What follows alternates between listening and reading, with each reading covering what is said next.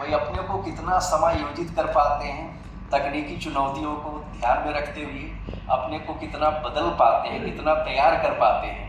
क्योंकि आने वाला समय लगातार कविता के लिए कठिन से कठिनतर होता जा रहा है। लेकिन जब तक यह धरती है, जब तक मनुष्य है, जब तक यह मनुष्यता है, तब तक कविता की उपयोगिता, कविता की आवश्यकता, कविता की जो प्रभाव शक्ति है वह यथावत बनी रहेगी। क्योंकि कविता ही वह साधन है जो मनुष्य को मनुष्य बनाता है। संपूर्ण भारतवर्ष में आप देखेंगे कि पूरे यूरोप से भी ज़्यादा जो भौगोलिक, सांस्कृतिक और भाषिक विविधता है उसको कविता के माध्यम से हम जितनी आसानी से एक दूसरे के दिलों में उतार सकते हैं, वह दूसरा कोई माध्यम नहीं हो सकता।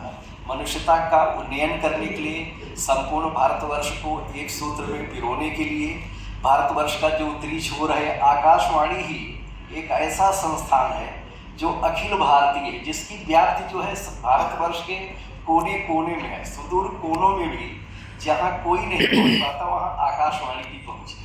आप देखेंगे भारत का जो उत्तरी छोर है, सियाचिन का जो चीन से लगा हुआ है, वह इंदिरा कोल या इंदिरा घाटी के नाम से जाना जाता है।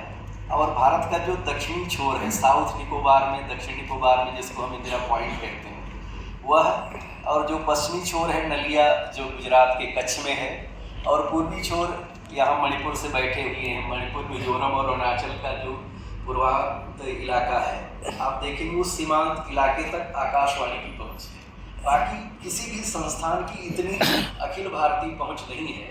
इस दृष्टि से संपूर्ण देश को भावनात्मक धरातल पर, वैचारिक धरातल पर, काव्य के धरातल पर